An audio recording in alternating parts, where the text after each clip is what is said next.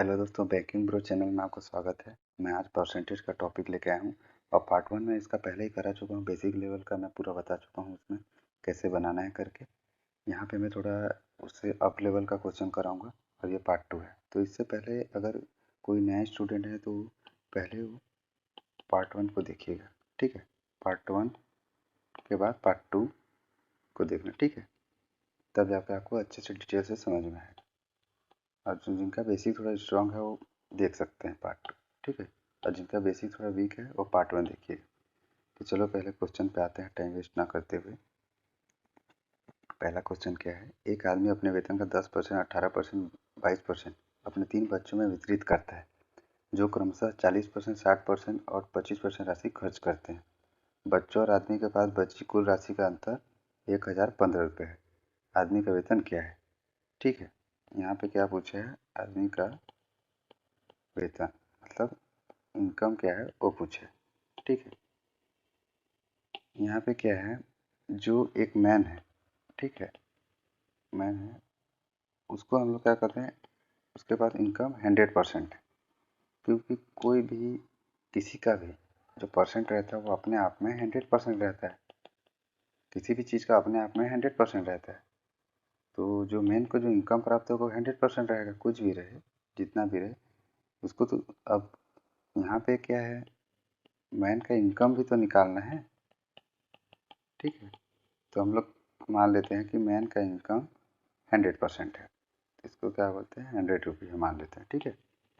100%, 100 रुपये मानो, 100% मानो, ठीक है। तो इसका 100% 100 रुपये के बराबर है, ठीक है। ऐसा समझ लेते हैं। तो मैन का क्या होगा, हम लोग 100 रुपीज़ पहले मान लेते हैं। उसमें क्या करते हैं, 100 रुपये में मैन क्या करता है, 10%, 18%, 22% अपने 3 बच्चों में वितरित करता है, ठीक है। मान लो उसके 3 बच्चे ए है, बी है और सी है। 3 बच्चे हैं उसके। ए को 10%, बी को 18% और सी को 22% क्या है, वो क्या हुआ है, वितरित करता है, मतलब कि देता है। मतलब 100 रुपये में से 10% ए को देता है और 18% बी को देता है और 22% सी को देता है। तो ए को कितना मिलेगा, 100 का 100%, 10 10 10 हो जाएगा, इसका 18 हो जाएगा, इसका 22 हो जाएगा, ठीक है। तो इसको परसेंट को हटा के लिख लेते हैं कि 100 में से मैंने 100 में से ए को 10 दिया, बी को 18 दिया और 22 और सी को 22 दिया, ठीक।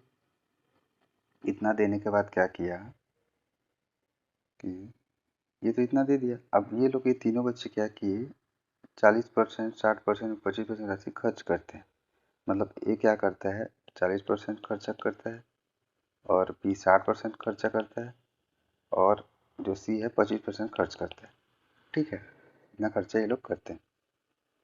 तो जाहिर सी बात है, ये 10 में से क्या करेगा, अब टोटल 10 को 100 के बराबर, 100% के बराबर मान लेंगे, ठीक है। मान लो ए क्या है, ए के पास 10 रुपये है, ठीक है। माना नहीं, मतलब यहाँ दिया है, ए के पास 10 रुपये है। तो 10 को क्या है, 100% के बराबर मान लेंगे। तो अगर 10 में से अगर उसमें 40% खर्च करता है तो कितना परसेंट बचाता है, 60% बचाता है। तो हम लोग यहाँ पे क्या है, डायरेक्टली 60% कर लेंगे। और डायरेक्टली हम लोग क्या है, सेविंग इसलिए निकालें क्योंकि आगे का क्वेश्चन यही बोला है कि बची हुई कुल राशि का अंतर 1050 रुपये बोला है, मतलब बची हुई राशि। तो इसलिए हम लोग क्या है, पहले क्या है, बची हुई राशि निकाल रहे हैं। तो हम लोग क्या करेंगे, ये 10 का सीधा हम लोग क्या करेंगे, 60% निकाल लेंगे। तो इसका क्या है, ये सेविंग आ जाएगा। और इसमें क्या करेंगे, 18 में से सेम 18 में से क्या करेंगे हम लोग, 60% खर्च कर रहे हैं तो 40 बचाएगा, तो 40/100 हो जाएगा। और वैसे ही हम लोग 22 में क्या करेंगे, 25 तो 75/100 बचेगा, 25 या 75, 25 चौं 100। तो इसका वैल्यू क्या आ जाएगा, ए का वैल्यू आ जाएगा 0 0 कर जाएगा 6 और बी का वैल्यू आ जाएगा 0 कर गया 2 दूनी 4, 2 5 6, 36/5 और इसका वैल्यू कितना आ जाएगा, 66/4। ठीक है, इतना हम लोग देख लिए। तो अब क्या है, टोटल सेविंग कितना आ गया।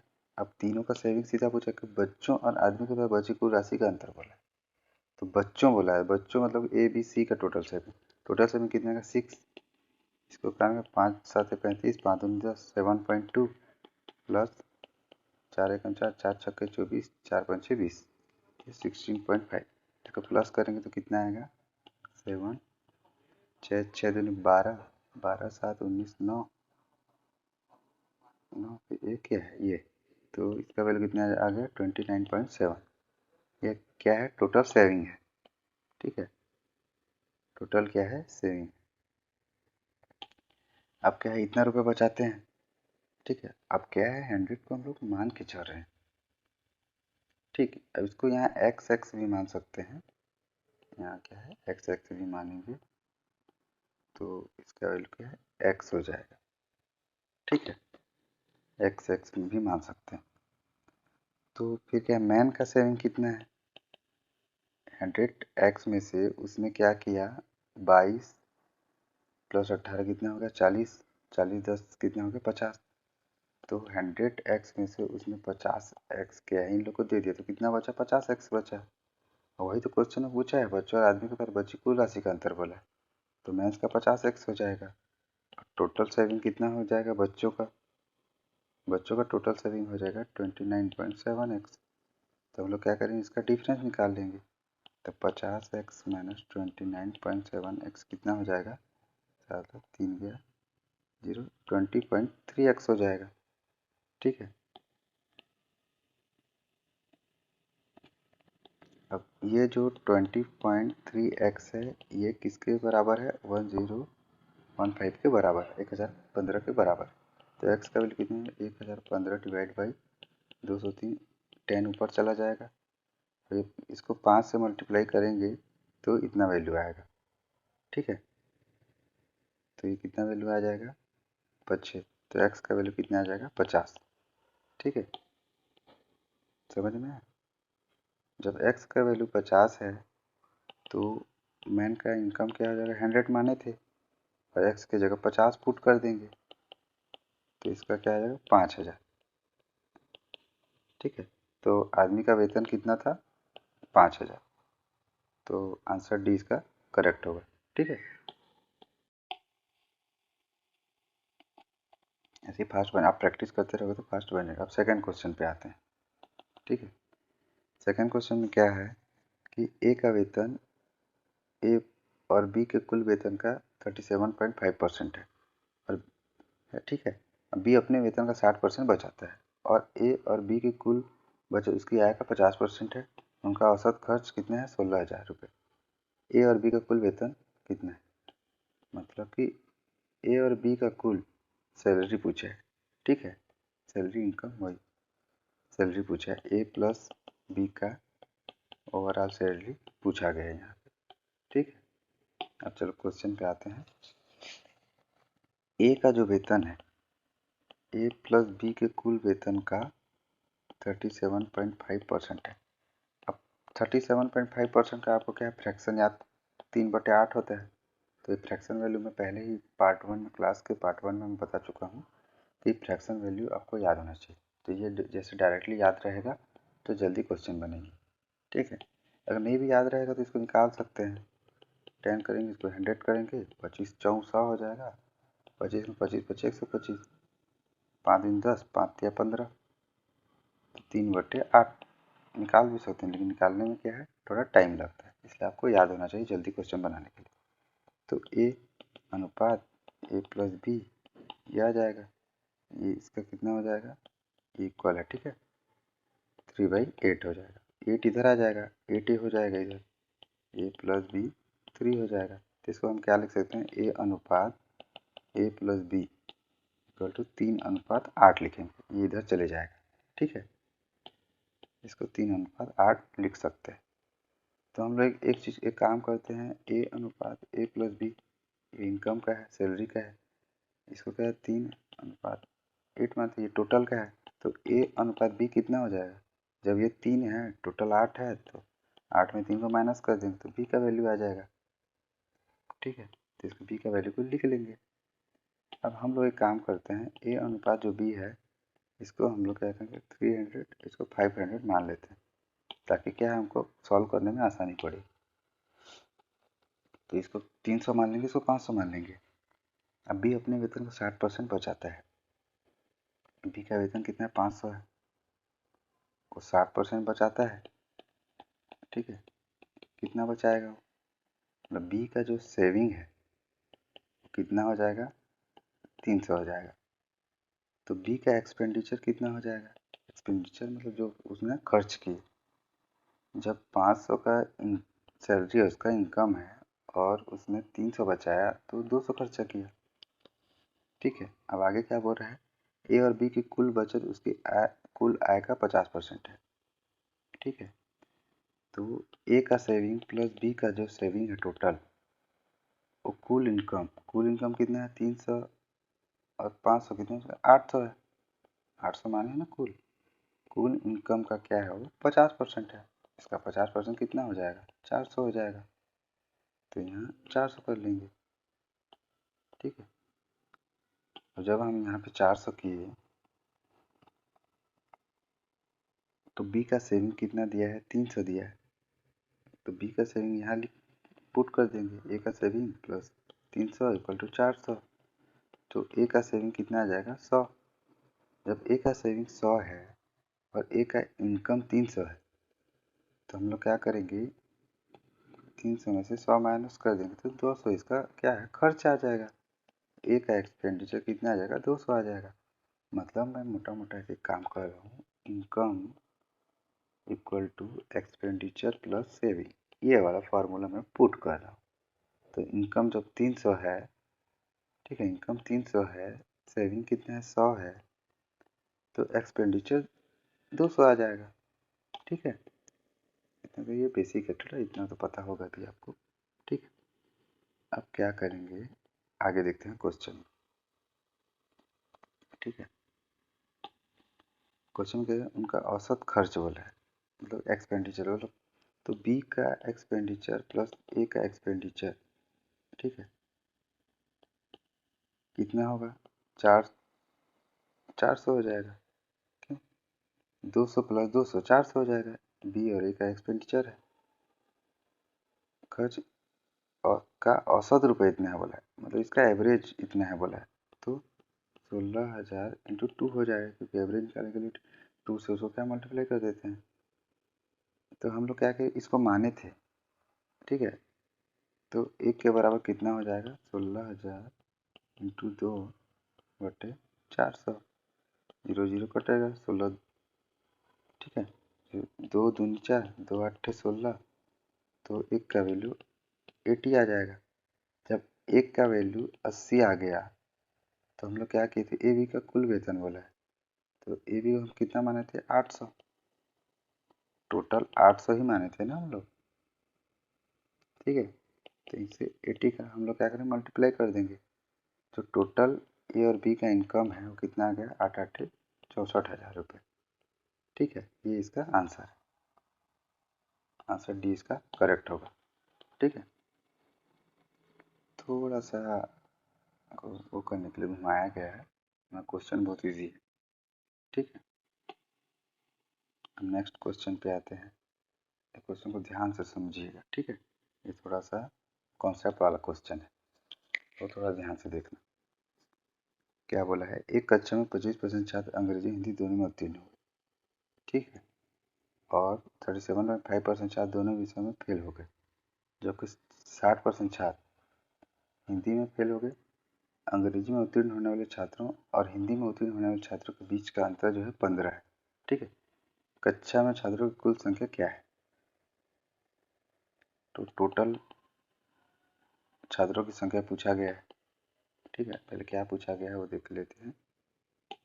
तो इसमें क्या पूछा गया है, कक्षा में छात्रों की कुल संख्या। तो पहले हम लोग क्या करेंगे, पहले हम लोग इसको क्या करेंगे, वेन डायग्राम से बनाएंगे। ठीक है, वेन डायग्राम से हम लोग इसको पहले बनाएंगे। ये क्या है, इंग्लिश है, क्या है, हिंदी है। टोटल हम लोग पास को लेंगे हम लोग। ठीक है, तो यहाँ पे क्या बोला है, इसको फिर एक बार से थोड़ा अच्छे से बना लेता हूँ। ये इंग्लिश है और ये क्या है, हिंदी। ठीक है, एक हजार 25% छात्र अंग्रेजी और हिंदी दोनों में उत्तीर्ण होते हैं, मतलब कि, और इसका वैल्यू कितना होता है फ्रैक्शन में, 37.5 का वैल्यू कितना होता है फ्रैक्शन में, 3/8, अभी बताया था पिछले वाले क्वेश्चन में। तो हम लोग क्या करते हैं, कैलकुलेशन इजी करने के लिए, जब यहाँ फ्रैक्शन में 3/8 दिया है तो हम लोग टोटल इस 80x मान लेते हैं।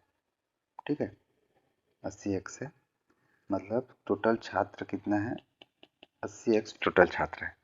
ठीक है, यहाँ पर टोटल 80x छात्र हैं, उसमें से क्या 25% छात्र अंग्रेजी हिंदी दोनों में उत्तीर्ण हुए। तो ये जो वेन डायग्राम बनाए हैं ये पास का बनाया है। ठीक है, तो अंग्रेजी हिंदी में दोनों में पास हो रहे हैं, कितने, 25% छात्र, 80x का 25% कितना होगा, 20 हो जाएगा। तो यहाँ पे क्या होगा, पेन को चेंज कर लेता हूँ ताकि अच्छे से दिखे आपको। यहाँ पे क्या है, 20 आ गया।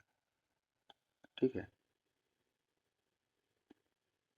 यहाँ पे क्या आ गया, 20 आ गया।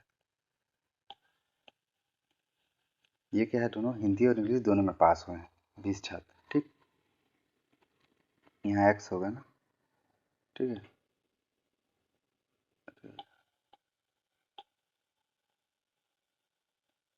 यहाँ क्या है कि 20x होगा। ठीक है,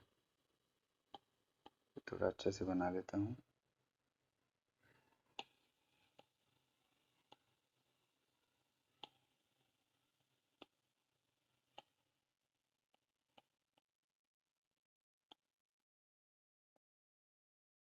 ठीक है, ये क्या है, इंग्लिश है, और ये क्या है, हिंदी है। तो 20x क्या होते हैं, इंग्लिश और हिंदी दोनों में पास होते हैं। अब आगे क्या बोला है, 37 में इतने छात्र दोनों विषयों में फेल हो गए। दोनों विषय में कितने फेल होंगे, 80x में 3/8 क्या किए, इंग्लिश और हिंदी दोनों में क्या हो गए, फेल हो गए। ठीक है, इतना मतलब हिंदी और इंग्लिश दोनों में जो फेल हुए हैं वो कितने हो गए, 30x। ठीक है, 30x हिंदी और इंग्लिश दोनों में फेल हुए हैं। ठीक है, अब आगे क्या बोला है, 60% छात्र हिंदी में फेल हो गए। तो 60% छात्र क्या हुए, हिंदी में फेल हो गए। तो 80, पहले लिख लेता हूँ, जो क्या बोलते हैं, हिंदी में फेल होने वाले छात्र कितने हैं, 80x इंटू 60/100, 0 कट गया, 48x क्या है, ये हिंदी में फेल हुए हैं। ठीक है, और हिंदी इंग्लिश दोनों में फेल होने वाले छात्र कितने हैं, 30x। अंग्रेजी में उत्तीर्ण वाले छात्रों और हिंदी में उत्तीर्ण वाले छात्रों के बीच का अंतर 15 है। तो पहले क्या कर लेते हैं, अब हमको पता है कि टोटल फेल होने वाले छात्र कितने हैं, जो दोनों में फेल हुए 30x। तो इस 30x में क्या हिंदी के छात्र भी फेल हुए हैं, ये जो टोटल हिंदी के छात्र में जो फेल हुए हैं, ठीक है, उसमें से जो 30x है, ठीक है, वो हिंदी और इंग्लिश दोनों में फेल हुए हैं। तो इसमें क्या है, हिंदी में 30 तो ऑलरेडी फेल हुए हैं, तो क्या करेंगे हम लोग, 48x माइनस 30x करेंगे तो ये 18x जो प्राप्त होगा, ये क्या होगा, हिंदी में फेल और इंग्लिश में पास। हिंदी में फेल और क्या है, इंग्लिश में पास, इसका वैल्यू 18x होगा। तो इंग्लिश में पास कितने होंगे, इंग्लिश में पास कितने होंगे, 18x। ठीक है, इसको मैं थोड़ा और एक बार बता दे रहा हूँ कि कॉन्सेप्ट बहुत मतलब तगड़ा कॉन्सेप्ट है। एक बार और बता दे रहा हूँ, ठीक है, क्योंकि ये बहुत तगड़ा कॉन्सेप्ट है। यहाँ समझ में नहीं आएगा तो आगे भी समझ में नहीं आएगा। ठीक है, तो एक बार मैं और अच्छे से बता दे रहा हूँ। मतलब जहाँ की यहाँ के हिंदी प्लस इंग्लिश, ठीक है, ठीक है, उसमें दोनों में फेल हुए छात्र कितने हैं? 30x अभी निकाले थे, ठीक है। और क्या बोला, ओनली हिंदी नहीं, मतलब जितने भी विद्यार्थी थे उसमें हिंदी में फेल होने वाले छात्र कितने हैं? 48x है, ठीक है। जब हमको पता है कि हिंदी में फेल होने वाले छात्र 48x है और हिंदी और इंग्लिश में फेल होने वाले छात्र 30 हैं, तो इसमें से जो दोनों में फेल हुए हैं, इसमें हिंदी में 30 हिंदी में फेल हुए हैं, तो ये 30 इसमें फेल हुए हैं, इसमें भी 30 फेल हुए होंगे ना। ये जो हिंदी है इसमें क्या है, ये जो 48 है इसमें से 30 जो हैं, 30 छात्र हैं वो हिंदी में फेल हुए हैं, और हिंदी में और इंग्लिश में 30 फेल हुए हैं, ये तो अलग ही है। लेकिन ये 30 क्या है, हिंदी में फेल हुए हैं। तो इसमें जो हिंदी और इंग्लिश दोनों में फेल हुए हैं जितने छात्र, और उसमें से क्या है, जो हिंदी में फेल हुए हैं उसमें से क्या करेंगे हम लोग, 48x माइनस 30x कर देंगे, ताकि 18 जो x का वैल्यू आएगा, ये किसका वैल्यू आएगा, ये हिंदी में फेल हुआ है। लेकिन इसका कंडीशन क्या है कि ये हिंदी में फेल तो हुए ही हैं, लेकिन ये लोग इंग्लिश में पास हुए हैं। क्यों इंग्लिश में क्यों पास हुए हैं? क्यों? क्योंकि हिंदी इंग्लिश दोनों में फेल होने वाले छात्र इतने हैं, और हिंदी में पूरा फेल होने वाले छात्र इतने हैं। जब दोनों में फेल हुए हैं इतना, ठीक है, और पूरा हिंदी में इतना फेल हुए हैं, तो 18 क्या होंगे, जो इंग्लिश में पास हुए होंगे वही 18 हिंदी में फेल हुए होंगे, ठीक है। मतलब कॉन्सेप्ट को अच्छे से समझना, ठीक है। इसको एक दो बार और देख लेंगे, समझ में ना आए तो तगड़ा कॉन्सेप्ट। तो इसमें क्या हो गया, जो हिंदी, ठीक है, हिंदी में फेल, लेकिन क्या है, इंग्लिश में पास 18x, मतलब 18x छात्र हैं जो क्या हुए हैं, हिंदी में फेल हुए हैं लेकिन इंग्लिश में पास हुए हैं। अब हम लोग क्या है, अब टोटल जो क्या बोलते हैं, हिंदी में जो फेल थे वो 48x थे, और हिंदी प्लस इंग्लिश में जो पास थे 20x थे, ठीक है। पिछले वाले वीडियो में बताया था 20x थे। जब हमको पता है कि अब जब हिंदी प्लस इंग्लिश, ठीक है, दोनों में जो फेल छात्र थे वो कितने थे, 30x थे, ठीक है। तो जब हमको पता है कि मतलब कि जब हमको पता है कि दोनों में पास, ठीक है, दोनों में पास मतलब कि छात्र कितने हैं, 20x है, और दोनों में फेल जो छात्र हैं, ठीक है, वो कितना 30x है। मतलब इसके अलावा जो बचे होंगे वो या तो हिंदी में पास और इंग्लिश में फेल होंगे, या तो इंग्लिश में पास और हिंदी में फेल होंगे। क्यों? क्योंकि दोनों में से पास 20 छात्र हैं और दोनों में से फेल 30 छात्र हैं, तो जो बचा होंगे एक में पास एक में फेल होंगे। तो हमारे पास टोटल स्टूडेंट 80 हैं। इसमें से क्या कर रहे हैं, 50 तो ऐसे हैं कि जो दोनों में पास है दोनों फेल हो रहे हैं, तो 30x बच रहे हैं जो क्या कर रहे हैं कि एक में पास और एक में फेल हो रहे हैं।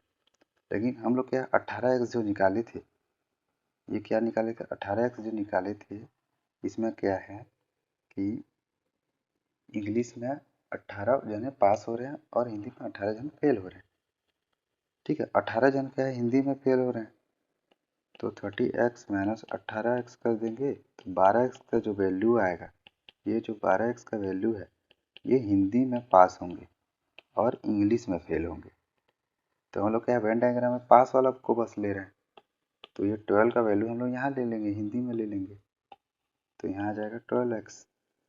ठीक है, समझ में आया? 12x यहाँ हिंदी में ले लेंगे। अब क्या क्वेश्चन में क्या बोला, जो भी बोला है आप आंसर आ जाएगा। ठीक है, ये एकदम अच्छा कॉन्सेप्ट है, 1-2 बार 3 बार वीडियो देखना, अगर समझ में नहीं आएगा तो। ठीक है, अब कुछ भी डाउट होगा तो कमेंट बॉक्स में कमेंट कर देना। ठीक है, मैं फिर दोबारा वीडियो लेके आके आपको समझा दूंगा, अगर कमेंट अगर ज़्यादा देखने को मिला तो। ठीक है, इसमें क्या हो रहा है 18x। ठीक है, अब आगे क्या बोला है कि अंग्रेजी में उत्तीर्ण वाले छात्रों और हिंदी में उत्तीर्ण होने वाले छात्रों के बीच का अंतर 15 है। तो इंग्लिश में तो यही उत्तीर्ण हुआ है और हिंदी में ये उत्तीर्ण हुए हैं, तो दोनों का डिफरेंस ले लेंगे। दोनों का डिफरेंस 15 है, तो 6x का वैल्यू 15 हो जाएगा, तो x का वैल्यू 15/6। और हमको पता है कि x का वैल्यू 80 में, मतलब कि x का वैल्यू नहीं, हम लोग टोटल जो क्या बोलते हैं छात्र थे हम लोग 80x माने थे। तो यहाँ पे टोटल का वैल्यू निकालने के लिए क्या करेंगे, x का वैल्यू यहाँ पुट कर देंगे, 15/6 आ जाएगा।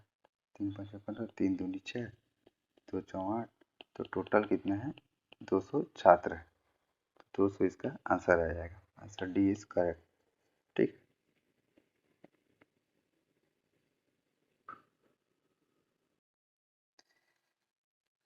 अब क्वेश्चन नंबर 4 पे आते हैं। ठीक है, क्वेश्चन नंबर 4 में क्या बोल रहे हैं, कुल छात्रों में से 100/3% छात्रावास ए में है और शेष छात्रावास बी में है।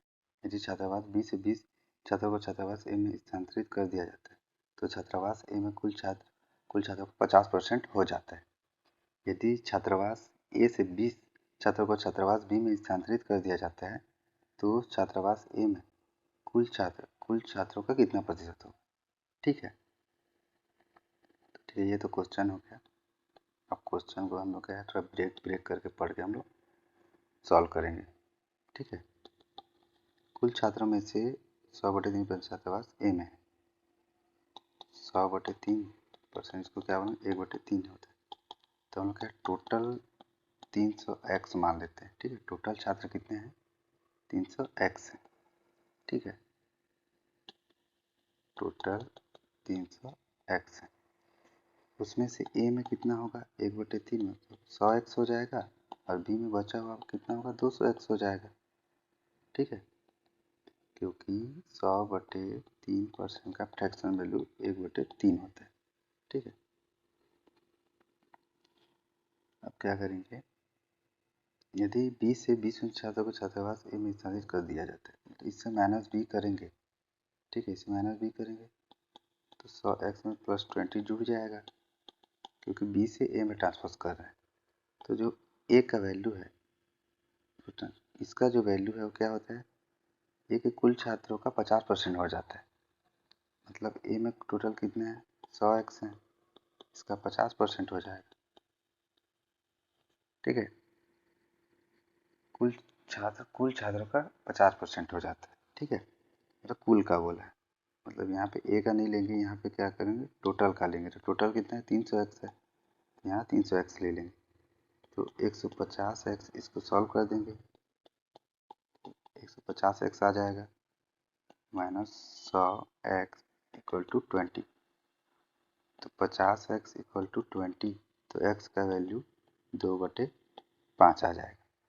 ठीक है, अब आगे क्वेश्चन में क्या करें, ये तो सब ठीक है, इतना x का वैल्यू आ जाता है। यदि क्या करेंगे हम लोग छात्रावास ए से 20 छात्रों को छात्रावास बी में स्थानांतरित कर दिया जाता है। ठीक है, इनमें कितना है 100x है और इसमें क्या -20 करेंगे। ठीक है, और बी में स्थानांतरित करेंगे, मतलब बी में उसको ट्रांसफर करेंगे, तो छात्रावास ए में कुल छात्रों का कितना प्रतिशत हो जाएगा। ठीक है, तो हम लोग यहाँ पे क्या करेंगे, ए का वैल्यू निकालने के लिए एक्स का वैल्यू यहाँ पुट कर देंगे, तो 100 × 2/5 हो जाएगा, -20 हो जाएगा, 5 दूनी 10, 20 दूनी 40, -20। ठीक है, तो इसका वैल्यू कितना आ गया 20, ए का वैल्यू क्या आ गया 20 आ गया। ठीक है, जब ए का वैल्यू 20 आ गया ए का वैल्यू 20 है और टोटल कितना है, यहाँ भी x का वैल्यू पुट कर देंगे टोटल में, तो 300 इंटू 2/5 इक्वल टू 120 हो जाएगा। तो यहाँ क्या आ जाएगा, 120 इंटू 100 हो जाएगा। ठीक है, तो ये 0 0 कट जाएगा, 200/12, तो 4 5 20, 4 तिया 12, तो इसका वैल्यू कितना आ जाएगा, 16.67%। ये है इसका आंसर। ठीक है, क्वेश्चन को बस समझ लेना कि पूछा क्या है।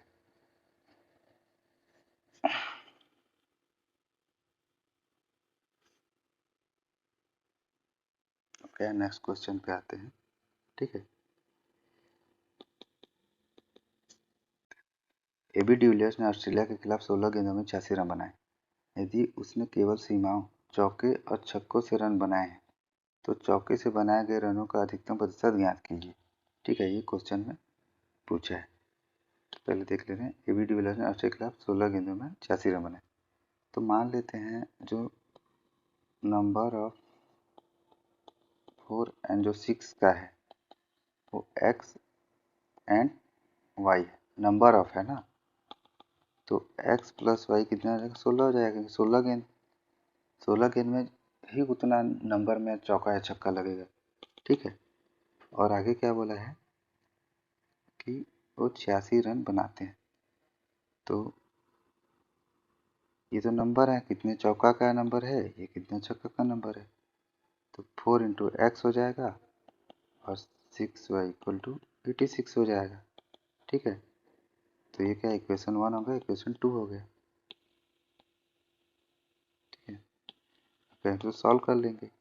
तो 86 माइनस 16 छक्के 96, ठीक है, और 4 माइनस 6 कम 6, तो इसका वैल्यू कितना आ जाएगा, -10 -2 इक्वल टू 5। तो x का वैल्यू कितना आ जाएगा, 5 आ जाएगा। ठीक है, अब ये कैसे निकाले, इसको मैं क्वाड्रेटिक इक्वेशन का एक तो वीडियो लेके आया हूँ। ठीक है, मतलब कि अभी अभी डला है, लेटेस्ट में डला है, उसको देख लेना, उससे आपको समझ में आ जाएगा कि इसका x का वैल्यू कैसे आया। इसको क्या है, एक बार थोड़ा सा बता दे रहा हूँ कि एक बार इससे मल्टीप्लाई कर दिया, ठीक है, फिर माइनस करके इससे मल्टीप्लाई कर दिए, फिर नीचे करके इससे मल्टीप्लाई कर दिए एक बार, और माइनस करके इससे मल्टीप्लाई कर दिए, तो इसका वैल्यू आ गया। ठीक है, कि आप क्वाड्रिक इक्वेशन वाला मेरा वीडियो देखोगे तो आपको पूरा डिटेल में समझ में आ जाएगा। ठीक है, अब x का वैल्यू आ गया, 4x plus 6y equal to 86 था। तो चौकों से बनाया गया रन बोला है, तो 4x का वैल्यू 5 आया था, तो 20।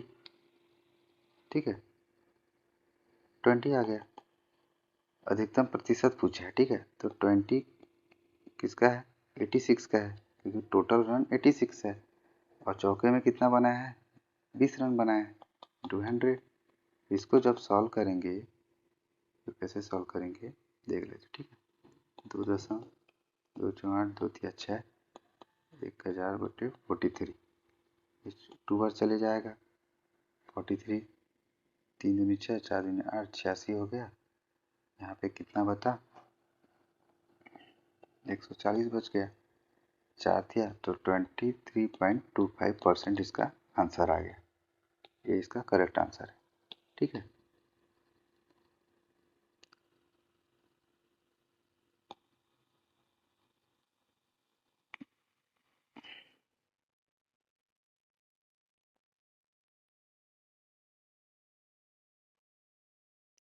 ठीक है, ये हो गया क्वेश्चन, आज इतना ही करते हैं। ठीक है, नेक्स्ट क्लास में फिर इससे भी मॉडरेट लेवल का क्वेश्चन लेके आऊँगा, तो क्लास में बने रहना। ठीक है, मैं एक दो दिन में वीडियो डालते ही रहता हूँ, तो आप क्या है कंटिन्यू रहिएगा और वीडियो देखते रहिएगा। धन्यवाद।